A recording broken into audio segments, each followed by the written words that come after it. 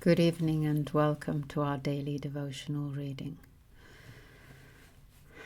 I hope you had a good day. It seems like my eyes are green today, or at least it was when I started recording. I find that interesting.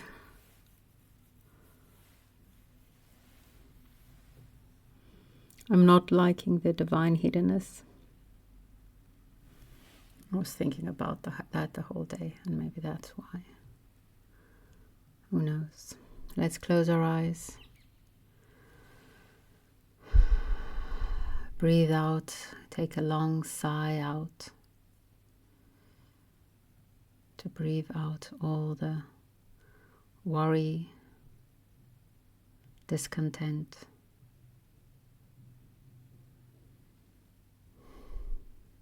pain. Breathe out the excitement that you might be feeling so that you can sleep tonight.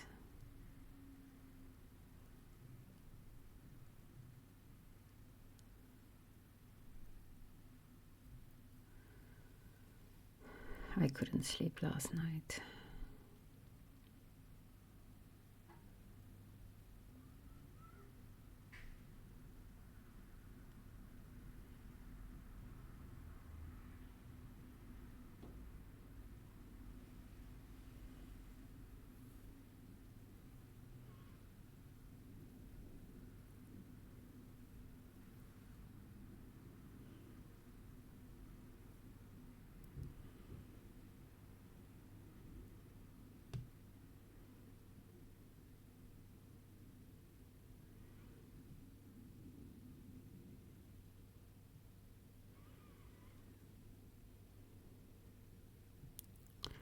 I have a very strong sense of just sitting in silence together.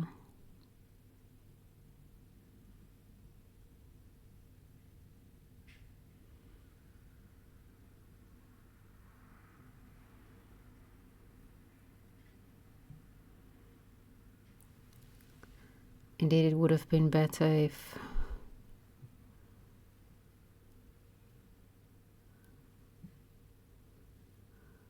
we could have sat with our eyes locked, although that sounds harder than what I intend it to be.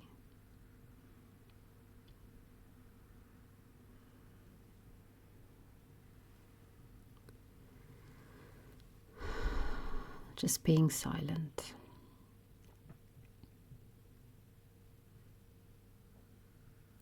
Mind you, if this was truly a monastery, I would not have been able to look everyone in the eye either.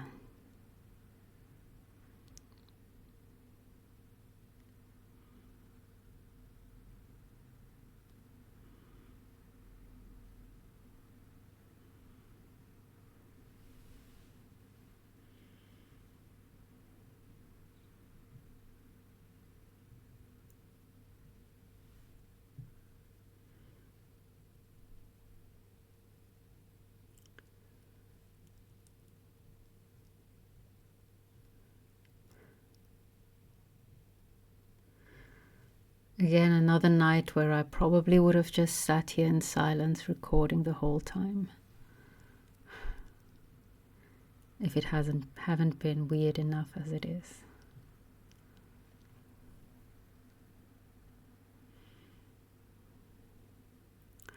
What care I of weird comes to mind?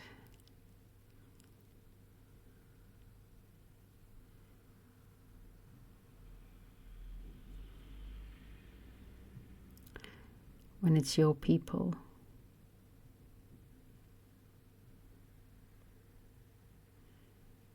It matters not.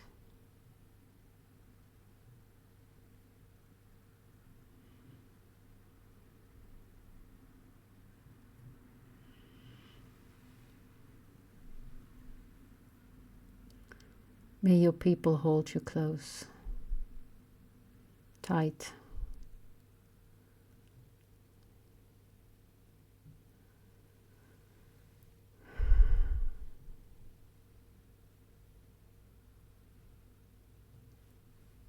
and never let you go.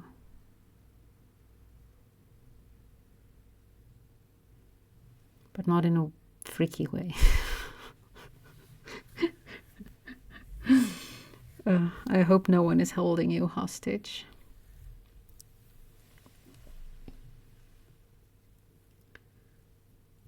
Never let you go, even though they let you go. That is the way I'm feeling when I'm saying those words.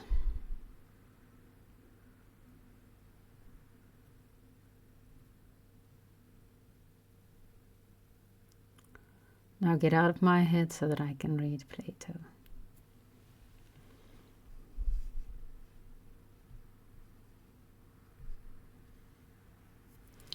Are the things which have sense alive or lifeless? The other translation reads, have a soul. They are alive.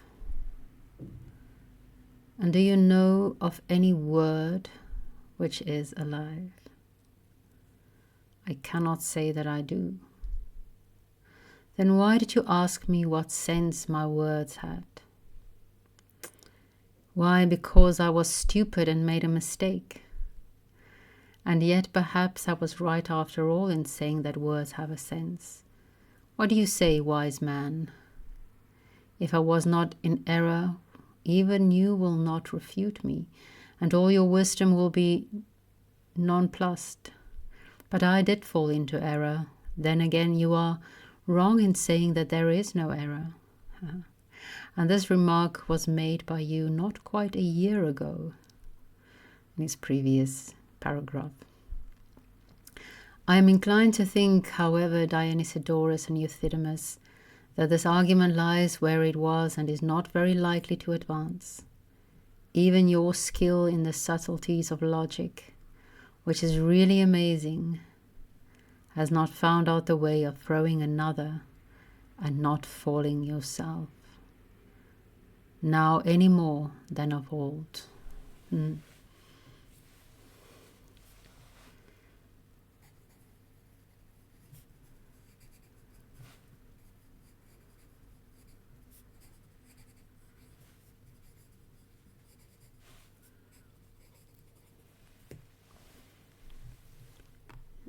Sisyphus, oh no, I did it the old way. Someone wisely advised me yesterday to do it differently, and I did, and it went well.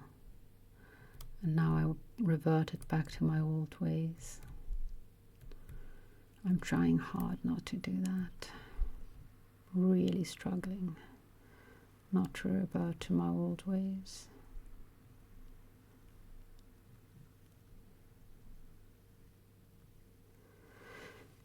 Sisyphus said, men of Chios, Turi, or wherever and whatever you call yourselves, I wonder at you, for you seem to have no objection to talking nonsense. Fearing that there would be high words, I again endeavored to soothe Sisyphus. I know it's not Sisyphus, I'm just going to say that.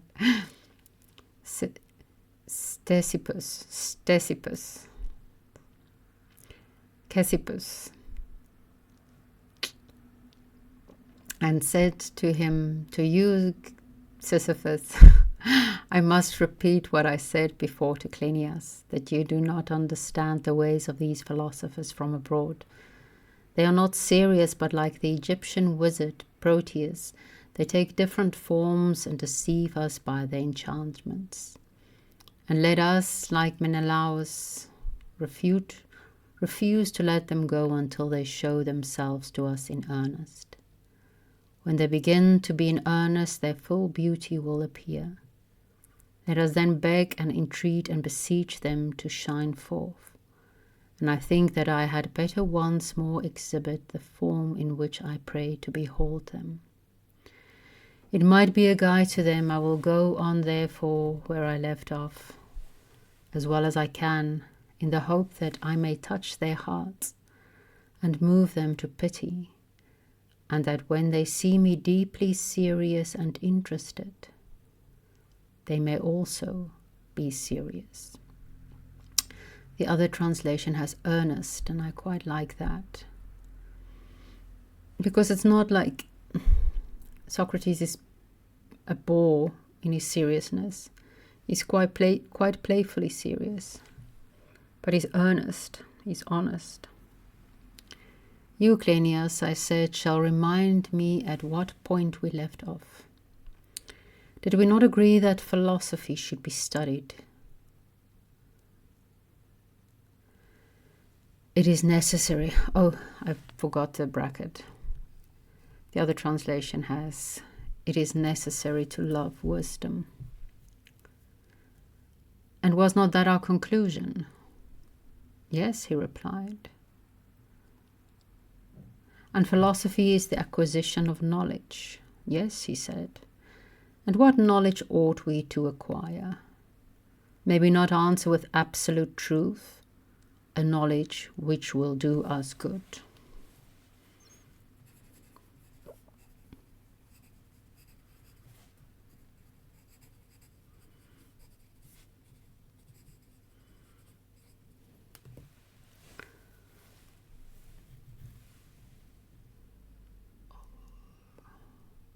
Certainly, he said. And should we be any the better if we went about having a knowledge of the places where most gold was hidden in the earth? Perhaps we should, he said. But have we not already proved, I said, that we should not be none the better off, even if without trouble and digging all the gold which there is in the earth were ours? And if we knew how to convert stones into gold, the knowledge would be of no value to us unless we also knew how to use the gold. Do you not remember? I said.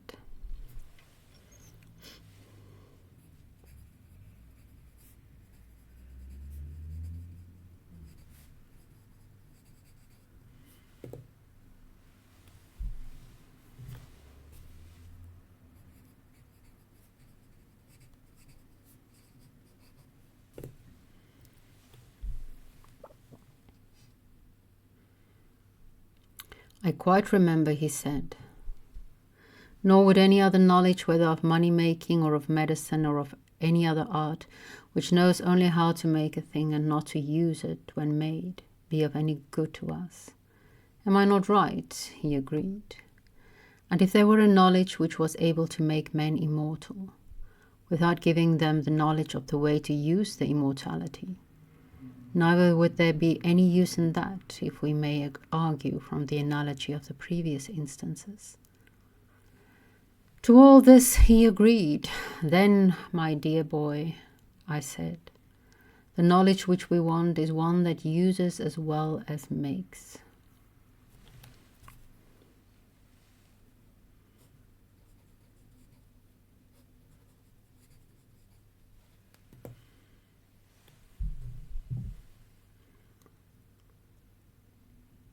True, he said. And our desire is not to be skillful guitar makers or artists of that sort, far otherwise, for with them the art which makes is one, and the art which uses is another, although they have to do with the same. They are divided, for the art which makes the art which makes and the art which plays on the guitar differ widely from one another. Am I not right? He agreed. And clearly we do not want the art of the flute maker. This is only another of the same sort, he assented. But suppose, I said, that we were to learn the art of making speeches. Would that be an art which would make us happy? I should say no, rejoined Cleinias. And why should you say so? I asked. I see, he replied, that there are some composers of speeches who do not know how to use the speeches which they make, just as the makers of guitars do not know how to use the guitar, and also some who are themselves unable to compose speeches, but are able to use the speeches which the others make for them. And this proves that the art of making speeches is not the same as the art of using them. Yes, I said, and I take your words to be a sufficient proof that the art of making speeches is not one which will make a man happy. and yet I did think that the art which we have so long been seeking might be discovered in that direction. For the composer of speeches, whenever I meet them, always appear to me to be very extraordinary men, Clinias, and their art is lofty and divine, and no wonder. For their art is a part of the great art of enchantment, and hardly, if at all, inferior to it. And whereas the art of the enchanter is a mode of charming snakes and spiders and scorpions, and other monsters and pests, this art of their acts upon discasts and ecclesiasts and bodies of men, for the charming and pacifying of them. Do you agree with me? Yes, he said, I think that you are quite right. Whither then shall we go, I said, and to what art shall we have recourse? I do not see my way, he said. But I think that I do, I replied. And what is your notion? Asked Clinias. I think that the art of the general is above all others the one of which the possession is most likely to make a man happy.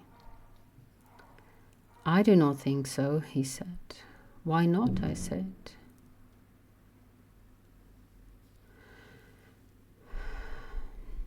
The art of the general is surely an art of hunting mankind. What of that? I said. Why, he said, no art of hunting extends beyond hunting and capturing, and when the prey is taken, the huntsman or fisherman cannot use it, but they hand it over to the cook, and the geometricians and astronomers and calculators who all belong to the hunting class, for they do not make their diagrams, but only find out that which was previously contained in them. They, I say, not being able to use, but only to catch their prey, hand over the invention to the dialectician to be applied by him, if they have any sense in them.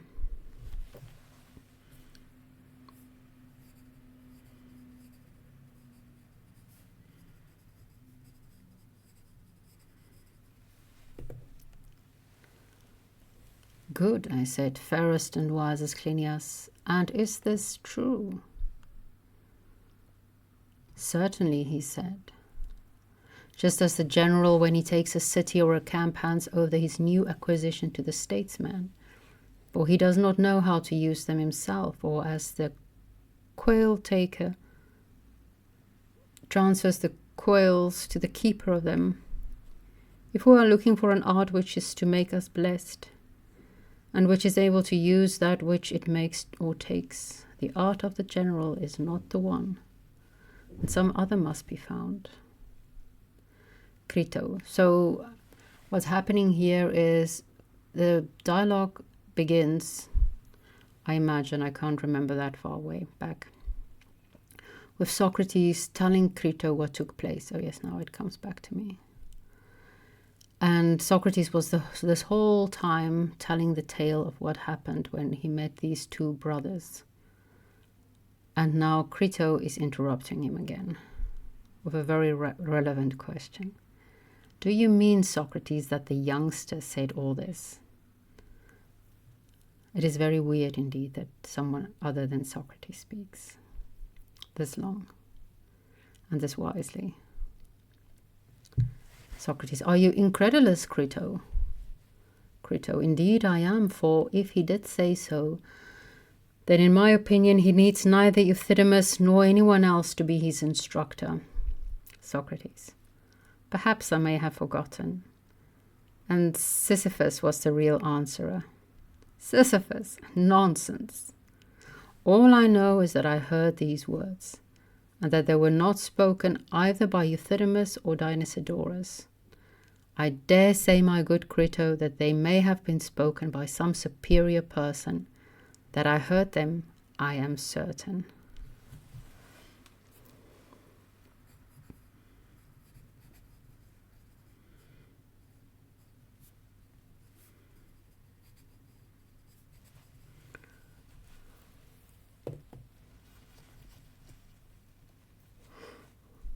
Yes, indeed, Socrates, by someone a good deal superior, as I should be disposed to think. But did you carry the search any further, and did you find the art which you were looking for, which you were seeking? Did you find the art which you were seeking?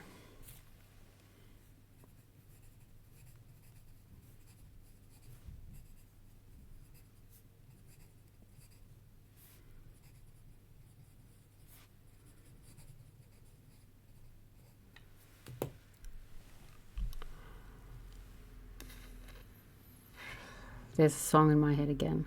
I don't know it very well. It's this, I'm not sure if it's like, well, I know for a fact it's AI generated music, but I'm not sure if that's a human behind it or if it's not even a human behind it. And the song that comes to mind, I can't sing it, it's opera. But it's just The Truth Hurts. The Truth Hurts. That's the refrain type of thing, but very powerfully sung. Like good old-fashioned operatic style.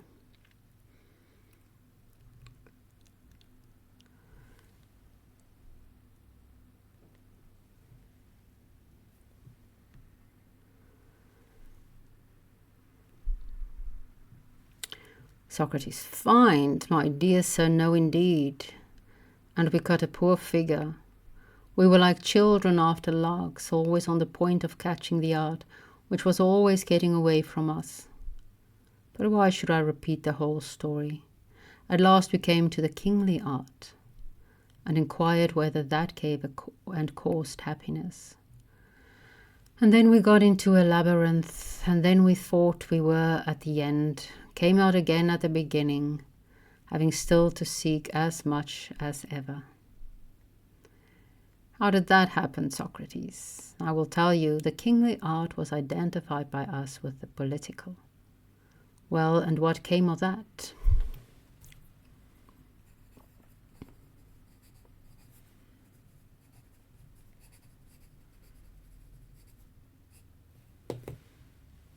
The truth hurts. It keeps coming.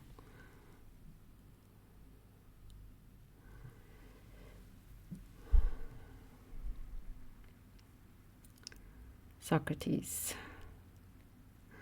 To this royal or political art, all the arts, including the art of the general, seem to render up the supremacy, that being the only one which knew how to use what they produce.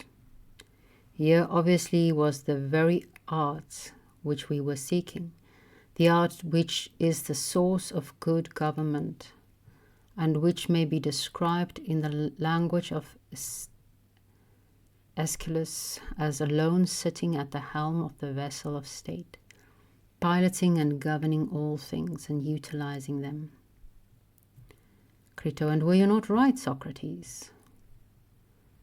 Socrates, you shall judge, Crito, if you are willing to hear what followed, for we resumed the inquiry, and a question of this sort was asked. Does the kingly art, having the supreme authority, do anything for us? To be sure, was the answer. And would not you, Crito, say the same? Yes, I should. And what would you say that the kingly art does?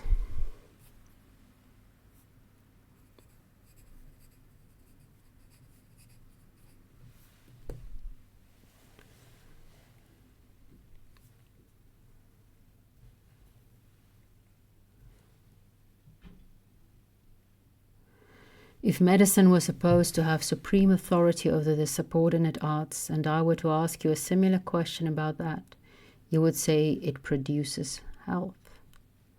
I should. And what of your own art of husbandry or farming, supposing that it have supreme authority over the subject arts? What does it do? Does it not supply us with the fruits of the earth? Yes.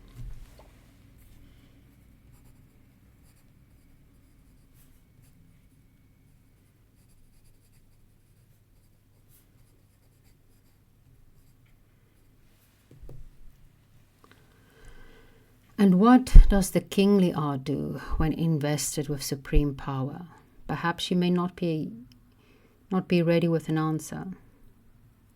Indeed, I am not Socrates, no more we were, Crito, but at any rate you know that if this is the art which we were seeking, it ought to be useful.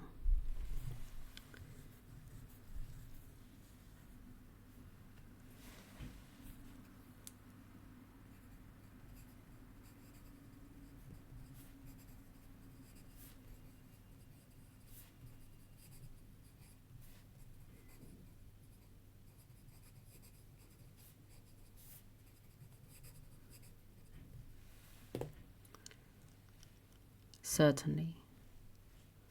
And surely it ought to do us some good. Certainly, Socrates. And Clinias and I had arrived at the conclusion that knowledge of some kind is the only good. Yes, that was what you were saying.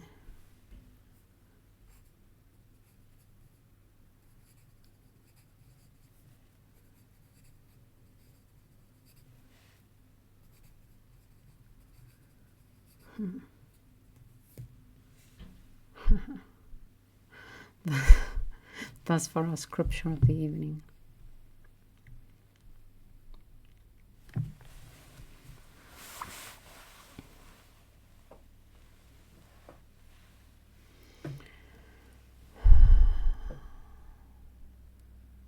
So as I said, I couldn't sleep last night.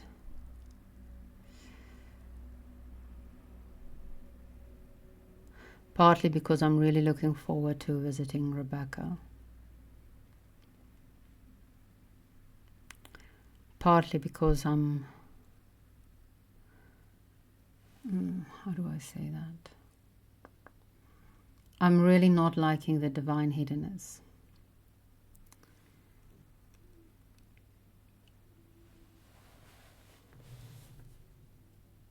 And I wrote down, how do we spend our wealth best? But I know it is or was a concern of the hidden God, so I'm not even going to speak on that. And there's so much. I'm on the one hand, and then there's another hand. On the one hand, that, and I'm trying. My general response to feeling abandoned is that I close my heart and make it really hard. And I'm trying not to do that. And I think I'm successful. But what I then did yesterday evening, the whole night, because I have to harden something, was thinking of ways to sharpen my mind when I come back. So basically this, what is the best knowledge to pursue, came back. And there's so many things. I have so many paths that I need to go down. And I intend to start with logic. He also refers to logic, but not in a very positive way.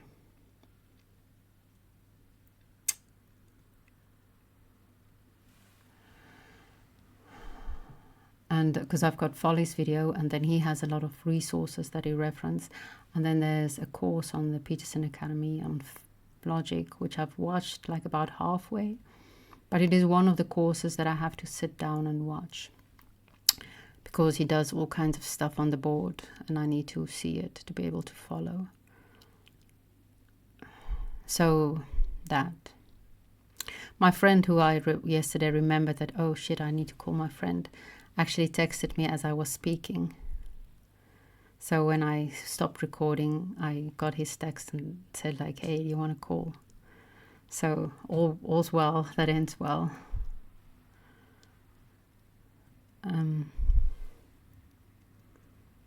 We made plans together. That's why the planning is part of the planning. And so that's the one side, me daydreaming of all the things I'm going to do when I come back to Rebecca. The way I feel now, I'm not going to do any intercession without being requested. I think it's better not to.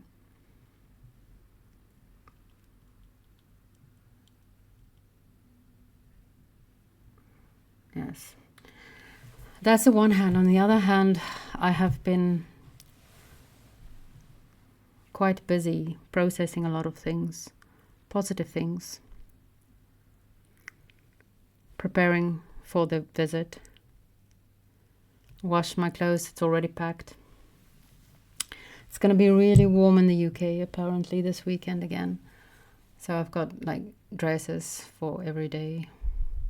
And then, of course, two extra dresses, which I might not even wear, but it's for ritual purposes. Because Rebecca did say she need a ritual, but she didn't specify. What? So I need to take two different dresses in case, I don't know if it's going to be the white well or the red well. So I need a white dress and a red dress. And I've made the gifts today. I finalized, the baby's gift is not close by. But anyway, it's already wrapped, the baby's gift as well. I'm not gonna, this is the earth that I got from, and then I wrote here where it is from. And then the back, what it's referring to, see the hanged man. And I put my fingerprint in gold. It's a way to attach, well, quite frankly, if you have someone's handwriting, you already have their soul. But fingerprint, so much more, you have their soul. And then this weekend for the first time ever, I actually invoked the powers of the below and the above, the ground of being and the all, for magical purposes. I was thinking that's probably the one thing that I will not align with John. He doesn't believe in magic. And I wouldn't say I believe in it, but I do it. So I made some oil this weekend. This I will take with. Wrote down what it is and where it's from.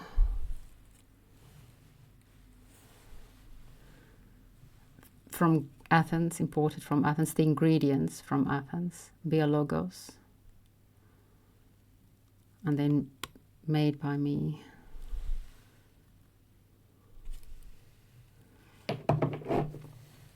And then this one's staying at home. I made it also. It's not pea. It looks like pea, I see. It's golden liquid. It's jojoba oil. Don't know if that's the right way to say it. My fingerprints also on all these cards. I could probably sell it for a fortune now that it's magic. With cedar, frankincense, and rosehip. From Biologos, Athens. And then the code of the place I bought it is 10444. 444. So I wrote that down because it was recently brought to my attention.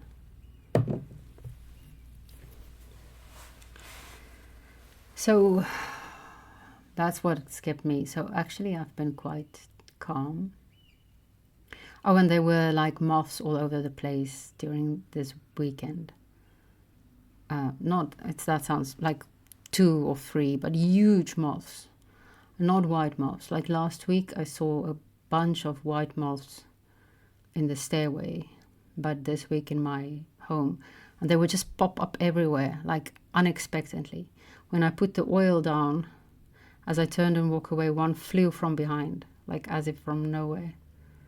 Past me. And then when I opened the curtain, of course, but that makes sense, there was a box that I had in my kitchen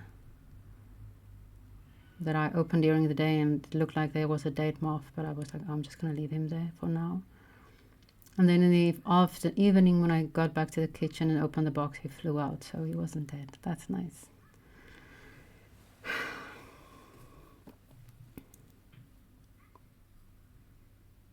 I'm babbling, I know. It's my party and I'll babble if I want to. Babble if I want to.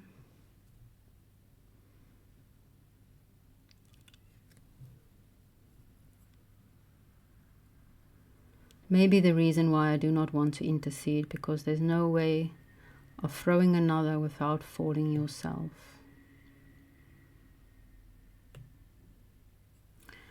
And I don't want to fall myself unless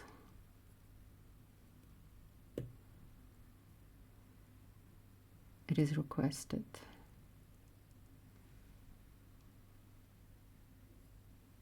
What knowledge ought we to acquire? I reread Rebecca's letter again today in preparation of going. And I do believe this is a question we will be discussing. What knowledge ought we to acquire for a good life, for a happy life?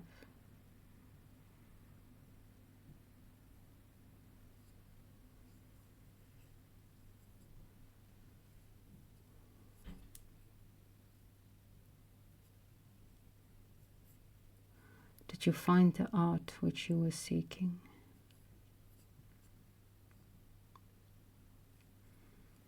Because I think for both of us, knowledge and art is very closely related.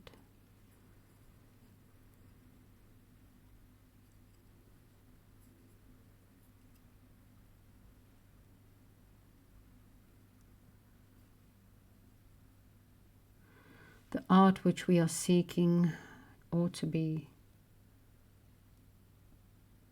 useful, do us good.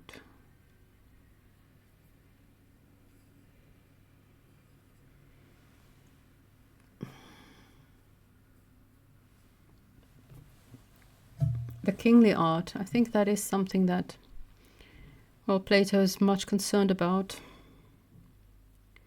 What exactly is the kingly art? I wrote the kingly art and then that equal sign with the scratch thingy in, which means not equal, political. And of course I have to think of another king that others thought his kingship would be political. And either he or the followers after his death tried very hard to convince others that that was never the idea.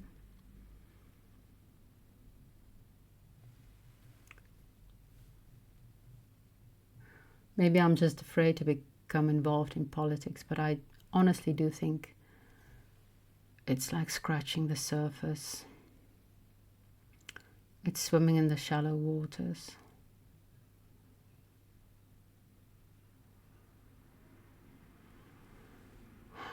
When some of us are meant to be deep sea fish.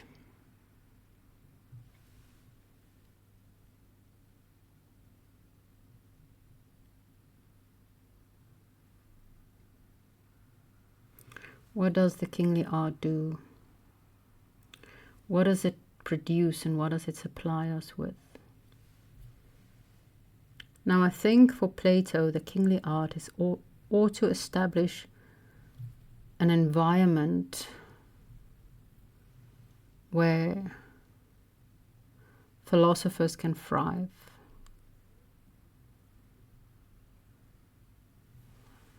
He always had this dream of the state that is so organized that people will love learning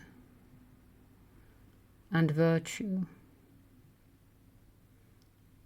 and will be able to pursue these things.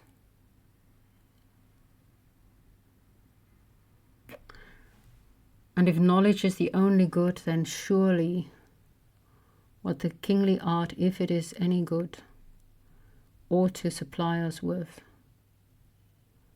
is knowledge.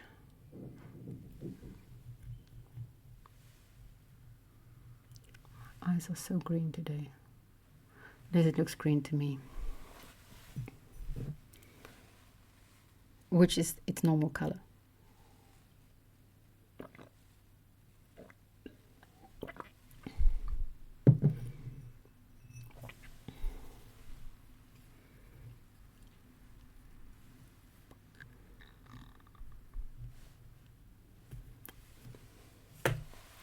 Hence the Philosopher King. So I've also decided which books I will take with me on my journey. It will not be Kant, it will not be Hegel. I can write her about those things. I'm going to take this book. Part of the journey of learning I'm going to put myself through is working through the... was it a month ago? Something like that. Polly posted a video on novels, I think 9 or 7, I'm not sure, that one ought to read. But amongst the novels are like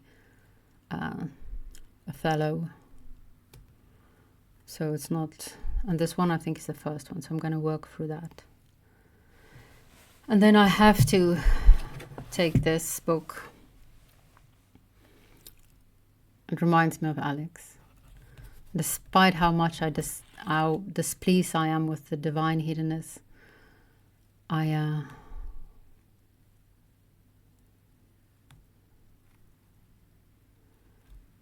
cannot go without this. I see it's a chess game.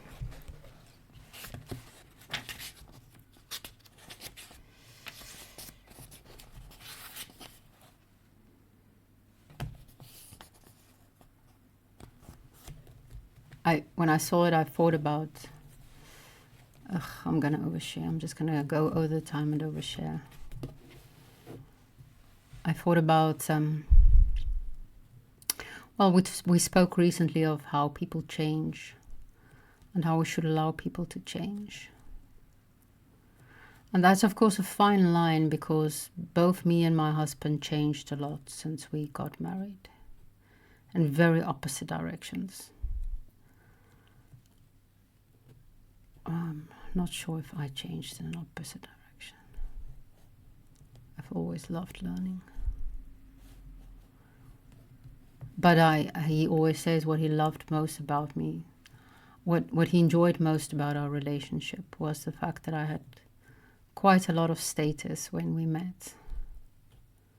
He loved sitting, he always says he loved sitting in the front row at church, watching me preach.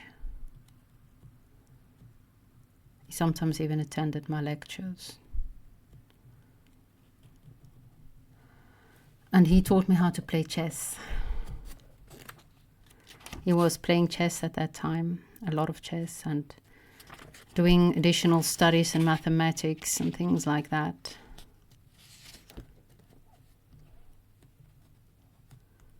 It was very different. And I still love him, but just because you love someone doesn't mean you have to build a life with him.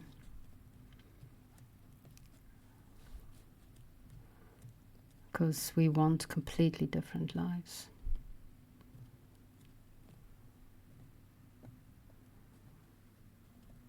And of course that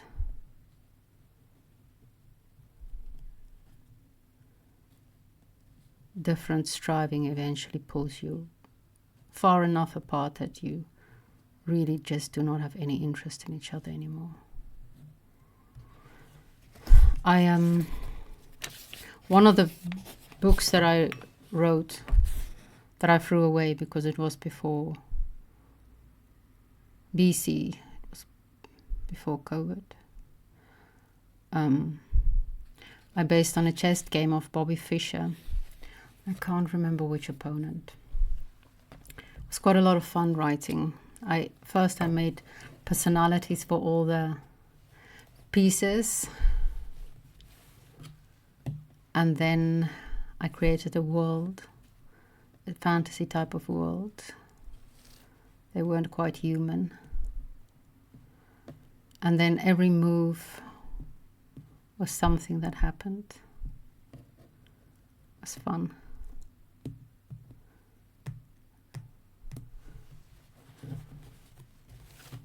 Maybe I'll write another one like that sometime. I call it My Beloved Grandmaster. So my beloved and then comma, Grandmaster.